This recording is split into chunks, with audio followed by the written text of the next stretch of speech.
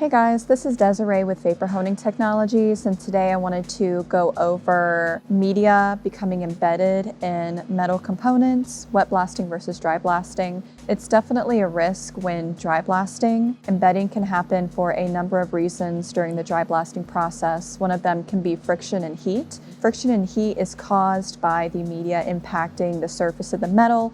This friction and heat can actually cause the media to bond and embed into softer metals like aluminum and brass. Another reason is the static charge that can be created with dry blasting. Non-conductive media like plastic and glass bead can actually cause the media to cling to your metal parts as well, which can increase your risk of embedding during the blasting process. Another reason is just the lack of cushioning without there being any water present to lubricate or mitigate the surface while you're blasting. Water can help distribute the force of impact and create a flow method over and around the surface of your part instead of aggressively impacting the surface of your part like dry blasting would. So overall, with wet blasting, you do get that mitigating factor of having water to cushion the impact, so it's overall more gentle. It also doesn't create heat and friction the way that dry blasting does.